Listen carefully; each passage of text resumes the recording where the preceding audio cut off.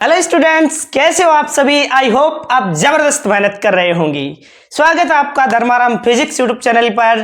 पिछले कुछ दिनों से आपको रेगुलर क्लासेस नहीं मिल पा रही थी क्योंकि मैं कुछ काम से बाहर गया था, लेकिन अब आपको भी रेगुलर क्लासेस मिलेगी। CUET वाले स्टूडेंट्स भी पूरा सपोर्ट कर रहे हैं, लगातार चैनल को सब्सक्राइब करके मोटिवेट कर रहे हैं एक से बढ़कर एक क्लास प्रोवाइड करने के लिए। उसी प्रकार मैं आशा करता हूं कि आप भी पूरा सपोर्ट करोगे इस चैनल को। यदि इस चैनल पर इस वीडियो को अपलोड होने के पश्चात 3 सब्सक्राइबर कंप्लीट होते हैं तो आपको नेक्स्ट वीडियो नेक्स्ट लेवल का प्रोवाइड किया जाएगा। अब कमर कस लीजिए, इस बैच को फिर से कंटिन्यू कर रहा हूं मैं। देखिए, जो भी पीछे का बैकलॉग रहा होगा वो आपने क्लियर कर लिया होगा और अब आपको प्रैक्टिस सेशन भी मैं प्रोवाइड करने वाला हूं। तो ये इसी चैनल पर सब कुछ प्रोवाइड किया जाएगा।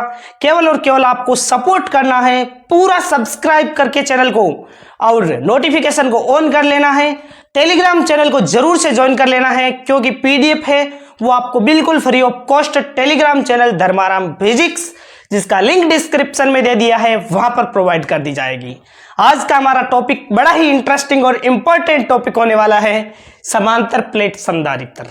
इससे पहले संधारित्र का सिद्धांत हमने क्लियर कर लिया था। आज हम समांतर प्लेट संधारित्र को क्लियर करते हैं। तो समांतर प्लेट संधारित्र होता क्या है?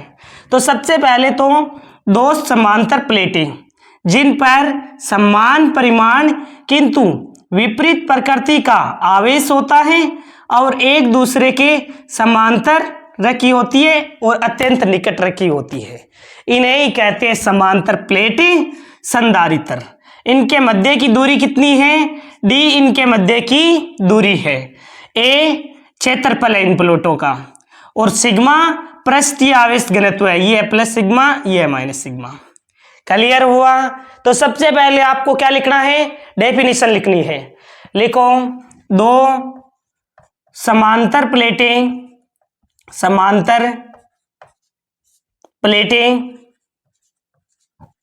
जिन पर समान परिमाण किंतु विपरीत प्रकृति का आवेश है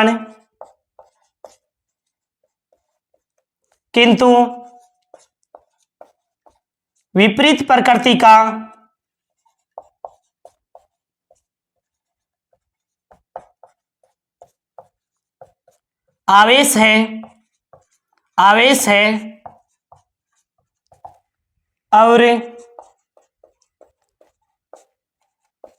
एक दूसरे के अत्यंत निकट रखी हो, उसे क्या कहते हैं? उसे कहते हैं समांतर प्लेटें संधारित्र। यानी दो समांतर प्लेटें जिन पर समान परिमाण किंतु विपरीत प्रकृति का आवेश हो और एक दूसरे से अत्यंत निकट रखे हो, उसे कहते हैं समांतर प्लेटें संधारित्र। अब हम निकालते हैं समांतर प्लेट संधारित्र की धारिता। तो हेडिंग डालो, समांतर प्लेट संधारित्र की धारिता। लगाओ हेडिंग, समांतर प्लेट संधारित्र की धारिता। इसका सूत्र आपको व्युत्पन्न करना है। समांतर प्लेट संधारित्र की धारिता का सूत्र व्युत्पन्न करना है।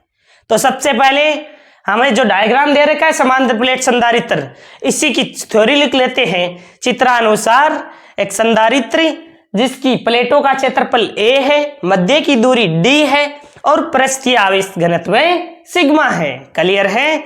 तो लिखते हैं चित्रानुसार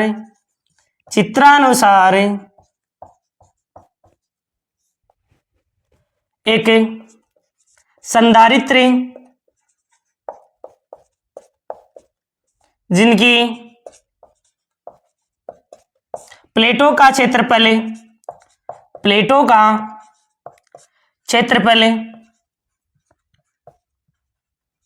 A है तथा मध्य की दूरी D है और पृष्ठीय आवेश घनत्व, पृष्ठीय आवेश घनत्व, आवेश घनत्व, पृष्ठीय आवेश घनत्व को किससे लिखते हैं? सिग्मा से। ध्यान रखना, पृष्ठीय आवेश घनत्व प्लस माइनस सिग्मा है। प्लस का मतलब पॉजिटिव आवेश के लिए प्लस सिग्मा, इसके लिए माइनस सिग्मा। क्लियर हुआ? अब हम देखते हैं इस संधारित्र है उसके मध्य किसी भी बिंदु पर विद्युत क्षेत्र। वैसे तो आपको पता होगा, पिछला लेक्चर आपने देखा है, तो इसके मध्य पर विद्युत क्षेत्र और संधारित्र के बाहर विद्युत क्षेत्र हमने ज्ञात किया था। बाहर शून्य था और अंदर सिग्मा अपॉन एप्सिलॉन नॉट था। इसी को समझते हैं। तो एक नीचे पॉइंट लगाकर लिखो इस प्रकार, संधारित्र के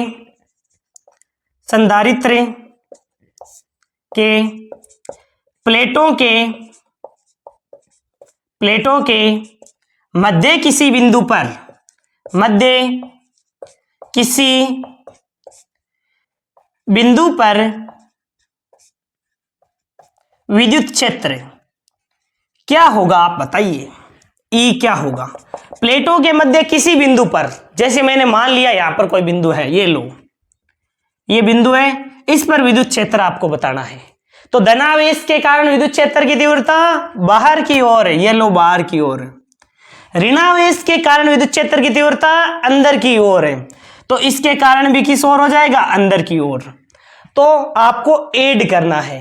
अभी देखिए, चादर के कारण विद्युत क्षेत्र की तीव्रता क्या होती है? Sigma upon 2 epsilon not plus, एक तो ई प्लस हो जाएगा और एक ई माइनस, दोनों को ऐड करना है ना, तो सिग्मा अपॉन 2 एप्सिलॉन नॉट कितना हो जाएगा? सिग्मा अपॉन एप्सिलॉन नॉट हो जाएगा। क्लियर हुआ? समझ में आ गया ना? अरे सिग्मा अपॉन एप्सिलॉन नॉट हमने पढ़ रखा है, इस वाले के कारण भी इधर है, माइनस के कारण भी इधर है, एक ही दिशा में है, तो दोनों को हमने ऐड कर दिया है। क्लियर हुआ? समझ में आ गया? अब देखिए, हम जानते हैं V बराबर क्या होता है? V बराबर होता है ED। अरे V बराबर ED फॉर्मूला निकाला हमने पिछले लेक्चर में।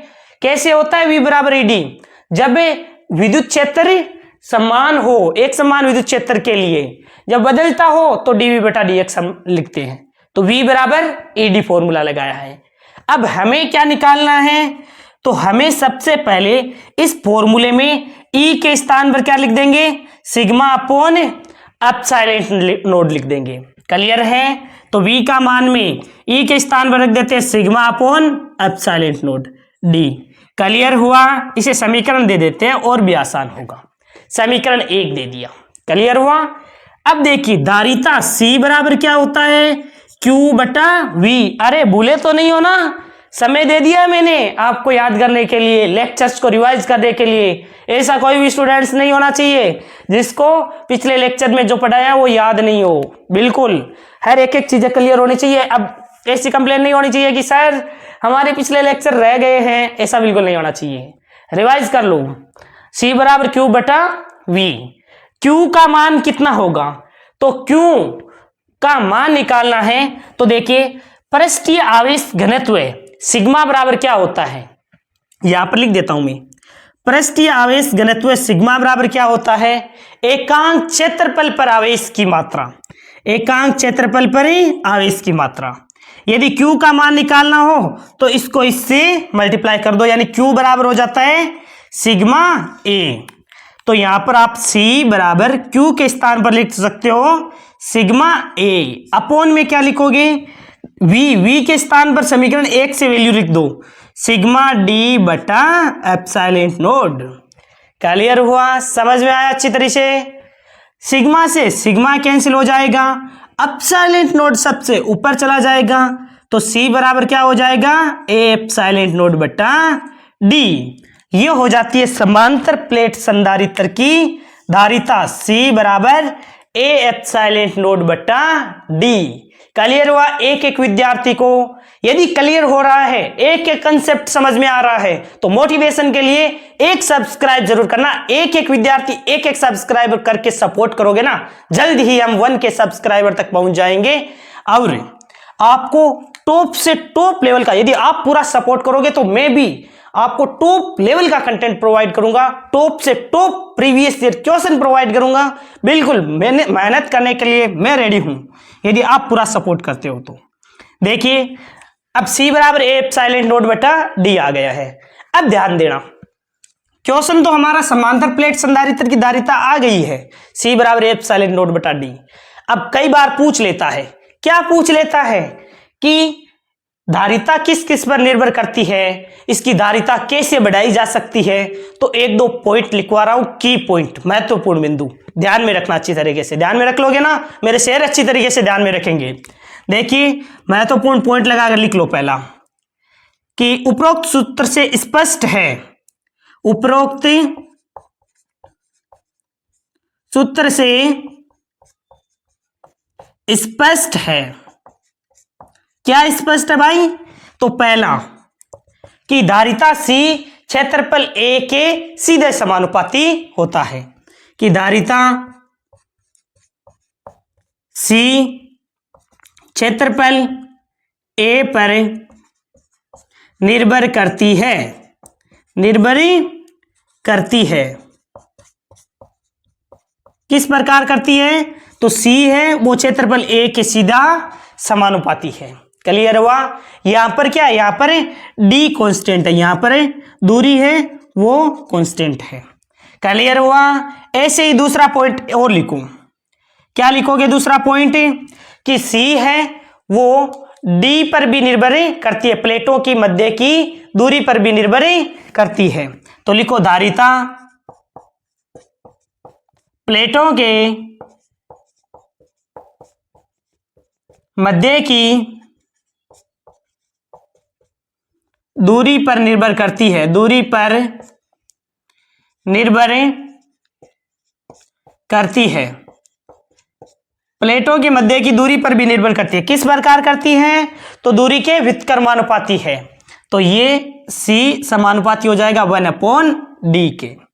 क्लियर हुआ? आप ऐसे भी लिख सकते हो, यहां पर तो देखो A कांस्टेंट है, यहां पर क्या है, यहां A कांस्टेंट है, यहां पर D कांस्टेंट था। हम इससे और इस समीकरण से एक और समीकरण क्या लिख सकते हैं, यदि ये दोनों ही परिवर्तन हो तो आप ऐसे लिख सकते हो। देखो C1 बटा C2 निकालना हो तो आप ऐसे भी लिख सकते हो, A1 बटा A2 इंटू D2 बटा D1। क्लियर है? जब A और D दोनों ही परिवर्तन हो रहे हैं, A और D दोनों के दोनों ही चेंज हो रहे हैं, तब आप ये फॉर्मूला भी लगा सकते हो। क्लियर हुआ? समझ में आया? अच्छी तरीके से समझ में आया ना? अरे गर्मी बहुत ज़्यादा है, वैसे भी राजस्थान में तो गर्मी वैसे भी बहुत ज़्यादा पड़ती है, और चूरू तो सबसे अधिक गर्म और सबसे अधिक ठंडा जिला ही यही होता है। नोट लगाकर आपको एक पॉइंट लिखना है, इंपॉर्टेंट पॉइंट है, डायरेक्ट पूछा जाता है, तो इंपॉर्टेंट पॉइंट को तो हम छोड़ने वाले वैसे भी नहीं है। देखिए समांतर प्लेट संधारित्र है, उसकी धारिता कैसे बढ़ाई जा सकती है? तो आपको ध्यान रखना है, संधारित्र की धारिता बढ़ाने के लिए प्लेटों का क्षेत्रफल बढ़ाओगे तो धारिता बढ़ जाएगी, और मध्य की दूरी घटाओगे तब भी धारिता बढ़ जाएगी। क्लियर है? इससे देखो क्षेत्रफल बढ़ाओगे तो धारिता बढ़ जाएगी, अब दूरी को घटाओगे तब भी धारिता बढ़ जाएगी। क्लियर है? तो यहां पर एक पॉइंट लिख दो, संधारित्र की धारिता प्लेटों का क्षेत्रफल बढ़ाकर वह मध्य की दूरी को घटाकर बढ़ाई जा सकती है, बढ़ाई जा सकती है। ये पॉइंट भी आपको नोट कर लेना है।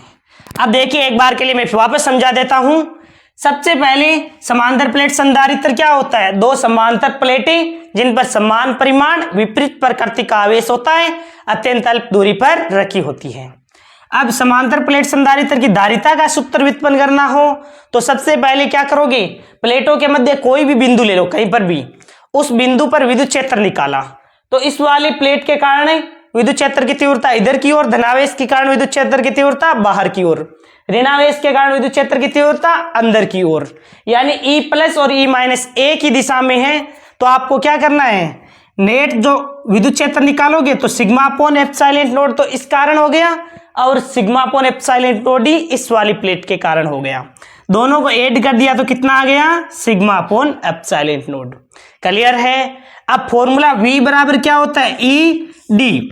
तो V बराबर ई डी लिखा, हमें V का मान निकालना था, E का मान ये लिख दिया sigma upon epsilon not. Clear है? धारिता का फॉर्मूला C बराबर Q बटा V होता है। Q के स्थान पर क्या लिख सकते हैं? अरे पृष्ठीय आवेश घनत्व सिग्मा क्या होता है? एकांक क्षेत्रफल पर आवेश की मात्रा। Q का मान इसको इससे मल्टीप्लाई कर दो, सिग्मा A लिख दो, अपॉन में V के स्थान पर क्या रखोगे? तो ये V का मान है, ये यहां पर रख दिया, भाग लगाएगा तो कितना आ जाएगा? एप्सिलॉन नॉट बटा डी आ जाएगा। ये फॉर्मूला आपको ध्यान में रखना है। इस फॉर्मूले से हम स्पष्ट देख सकते हैं कि धारिता क्षेत्रफल के सीधे समानुपाती है, यानी क्षेत्रफल बढ़ाओगे प्लेटों का तो धारिता भी बढ़ जाएगी, और दूरी बढ़ाओगे तो धारिता घटेगी, दूरी घटाओगे तो धारिता बढ़ जाएगी। तो कई बार क्वेश्चन आता है कि संधारित्र की धारिता कैसे बढ़ाई जा सकती है? तो प्लेटों का क्षेत्रफल बढ़ाओगे तो धारिता बढ़ जाएगी, या फिर मध्य की दूरी घटाओगे फिर भी धारिता बढ़ जाएगी। क्लियर हुआ? अब देखिए हम कुछ क्वेश्चन भी सोल्व कर लेते हैं ताकि समांतर प्लेट संधारित्र का धारिता से रिलेटेड कोई भी क्वेश्चन आए तो अच्छी तरीके से क्लियर कर दो। यदि सेशन अच्छा लग रहा हो तो एक सब्सक्राइब जरूर देकर जाना है अपने भाई को, ठीक है ना? अब देखिए संधारित्र की धारिता का फॉर्मूला हमने पढ़ा है, तो उसी पर साथ के साथ न्यूमेरिकल कर लोगे तो बिल्कुल क्लियर हो जाएगा वो टाइप। तो सबसे पहले मैंने दो न्यूमेरिकल लिए हैं, दोनों को ही अच्छी तरीके से पढ़ना है। वीडियो पसंद आ रहा है ना तो एक सब्सक्राइब जरूर करके जाना, ठीक है ना? देखिए क्वेश्चन को पढ़ते हैं। यदि संधारित्र की धारिता 20 माइक्रोफेरेड है तब प्लेटों का क्षेत्रफल आधा व दूरी को दोगुना करने पर नई धारिता क्या होगी? नई धारिता क्या होगी? तो हमने समांतर प्लेट संधारित्र की धारिता का फॉर्मूला पढ़ रखा है। C बराबर क्या होता है? ए एप्सिलॉन नॉट बटा डी, ए एप्सिलॉन नॉट बटा डी। यही फॉर्मूला पढ़ा था, दूसरा तो नहीं पढ़ा था ना। अब देखिए हमने क्या किया है? प्लेटों का क्षेत्रफल आधा कर दिया है। C डैश क्या किया है? क्षेत्रफल क्या कर दिया है? आधा, यानी ए के स्थान पर लिख दिया आपने a/2 एप्सिलॉन नॉट बटा दूरी को क्या कर दिया? दुगुना, यानी कि d के स्थान पर क्या रख दिया आपने? 2d, ये लिख दिया 2d। तो देखो कितना हो जाएगा? C डैश बराबर a एप्सिलॉन नॉट बटा 4d। अब देखो a एप्सिलॉन नॉट बटा d, ये तो पहले वाला ही C आ गया, तो धारिता हो जाएगी C/4। अब पहले धारिता कितनी दे रखी थी? क्वेश्चन ने कहा था कि भाई पहले 20 माइक्रोफेरेड, माइक्रो का मतलब 10 की पावर -6 होता है, 20 माइक्रोफेरेड धारिता थी, तो 20/4 कितना आ जाएगा? 5 माइक्रोफेरेड। किस ऑप्शन में दे रखा है? ए में नहीं है, डी में नहीं है, सी में नहीं है, बी हमारा करेक्ट आंसर हो जाएगा 5 माइक्रोफेरेड। कैसा लगा ये क्वेश्चन? बेहतरीन क्वेश्चन। टॉप सॉल्यूशन के लिए एक सब्सक्राइब जरूर करना आपको, क्योंकि आप भूल जाते हो ना सब्सक्राइब करना, इसलिए याद दिलाता हूं। दो संधारित्रों के क्षेत्रफल व प्लेटों के मध्य दूरी का अनुपात क्रमशः 2:3 व 4:5 है, तब धारिताओं का अनुपात क्या होगा? तो देखिए धारिताओं का अनुपात ही तो पूछा है, तो हमने अभी पढ़ा था फॉर्मूला C1/C2 बराबर धारिता क्षेत्रफल के सीधे समानुपाती होती है। सीधे समानुपाती होती है, अरे यहां से देख लो, ए एप्सिलॉन नॉट बटा डी से धारिता क्षेत्रफल के सीधे समानुपाती होती है, यानी कि A1/A2 हो जाएगा। दूरी के व्युत्क्रमानुपाती होता है, यानी कि D2/D1 हो जाएगा। अब देखो इसने खुद ने कहा है क्वेश्चन ने कि प्लेटों के मध्य दूरी का अनुपात कितना है? 4:2, D1/ D2, दूरी का अनुपात तो दिया है 4:5। और क्या है, क्षेत्रफल का अनुपात कितना दिया है, A1/A2, क्षेत्रफल का अनुपात दिया है 2:3। वैल्यू यहां पर रख देते हैं, C1/C2 बराबर A1/A2 कितना था, 2:3। ये लो, अब D1/D2 4:5 था, तो D2/D1 क्या हो जाएगा, इसका उल्टा कर दो, यानी कि 5/4। ये 4 दो बार कैंसिल हो जाएगा, तो कितना आ जाएगा, 5/6। 5/6 किस ऑप्शन में है भाई, देख के बताना। ए में दे रखा है, अरे ऑप्शन पकड़ा गया, ए ऑप्शन में ही दे रखा है, बाकी सी नहीं होगा, बी भी नहीं होगा, डी भी नहीं होगा, ए ऑप्शन करेक्ट हो जाएगा। क्लियर हुआ। देखिए हमने सबसे पहले टाइप पढ़ा, फिर फॉर्मूला को अच्छी तरीके से समझा, और फॉर्मूले से हमने देखा कि धारिता किस पर निर्भर करती है, उसके बाद में इस पर न्यूमेरिकल किया। जिन जिन विद्यार्थियों ने इस पूरे लेक्चर को देखा है वो एक प्यारा सा कमेंट जरूर करके जाना, मैं एक एक विद्यार्थी का एक एक कमेंट पढ़ता हूं। और श्याम भाई आप भी कमेंट जरूर करना, मैंने आपका कमेंट पढ़ा था कि सर क्लासेस कैसे नहीं आ रही है, तो मैं कुछ दिनों से बाहर था, तो फिर व्हाइट बोर्ड पर क्लास नहीं ले पा रहा था, CUET वाले बच्चों के लिए डायरेक्ट PDF से क्लासेस ले पा रहा था, ठीक है ना। बाकी आपको रेगुलर क्लासेस मिलती रहेगी, प्रैक्टिस भी मिलेगी, तो चैनल को सब्सक्राइब जरूर करना। Thank you very much, for a nice day to all of you, thank you very much.